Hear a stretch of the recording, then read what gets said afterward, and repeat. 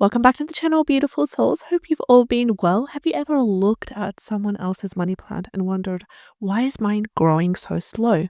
There's no new leaves, there's yellowing stems, and there's paused growth. Now, I've been there and it's extremely frustrating.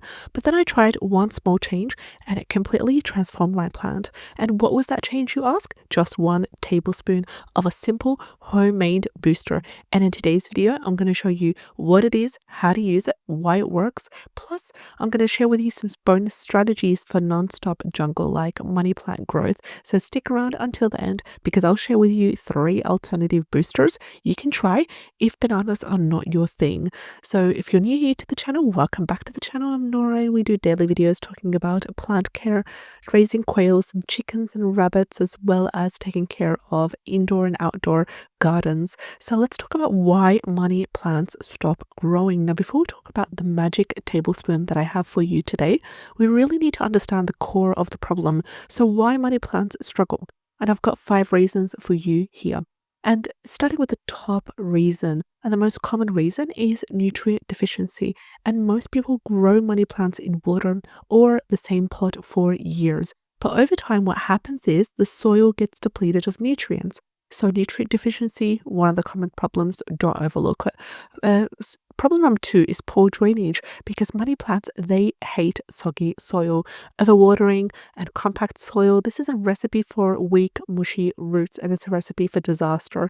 Reason number 3 is a lack of sunlight, because money plants love bright, indirect sunlight. Low light slows photosynthesis and causes leggy vines, which we all hate to see.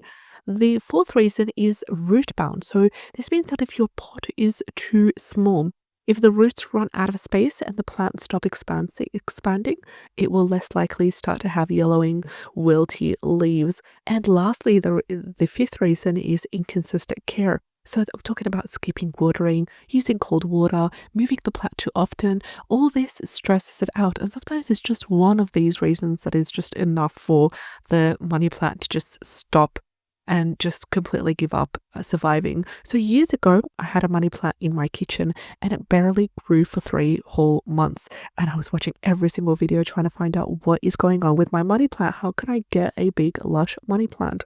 And I thought it was just slower growth. So I gave it a couple of months. Still, it was the same thing, the same size. And I was like, oh God, I have to solve this problem, because it was really doing my head in, until I repotted it and I gave it 1 tablespoon of, wait for it, banana peel powder. Within 2 weeks, I saw new leaves popping up. And banana peel powder, completely natural, it's free to make, and it's packed with nutrients that make your money plant thrive, and that nutrients that it actually needs. So what are these nutrients exactly? Starting with number 1, potassium. Potassium is important for strong leaves and disease resistance.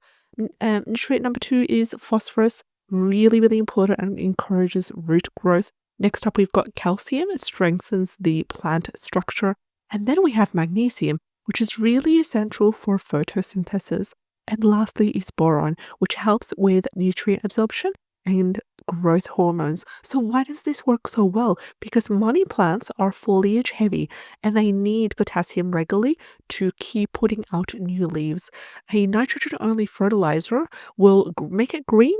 It will green it up. Potassium is what is really needed to push steady, healthy growth. So how can you make banana peel powder? So making banana peel powder, easier than you think. Here's how I do it. I just go ahead and I collect 4 to 5 ripe banana peels, and I either save them in the freezer or I just make a banana bread, to be honest. And then I just use the banana peels of leave 1 or 2 aside to use as a face mask, and the rest I would use them for making this wonderful peel powder. And then I would dry the peels. I would lay them out in the sun for 2 to 3 days, or I would use the oven at low heat. I'm talking about 80 Celsius for 2 hours. Or recently I did get a dehydrator, which was a complete game changer. I just dehydrate them for a couple of hours and then they are completely dried. And of course, I would not, if I'm using a dehydrator, I would just chop them up and then lay them on the dehydrator. That way it would be much more faster. And then after they're completely dehydrated, I would grind them using a blender or a food processor or even a coffee grinder to turn them into really fine powder. Now what you want to do is you want to store in an airtight jar and you need to keep it in a cool, dry place. And this powder will last for up to 6 months. And you can also mix banana peels with crushed eggshells, and you can also use or mix in as well used tea leaves to create an even more powerful homemade blend when you're ready to use it. So here is how I use it. Let's talk about some dosages and the frequency of use as well. Application. So for soil-grown money plants, I would go ahead and I would sprinkle 1 tablespoon of banana peel powder around the base of the plant every 10 to 14 days. And then I would gently scratch it into the topsoil and water lightly. What about if I have a water-grown money plant?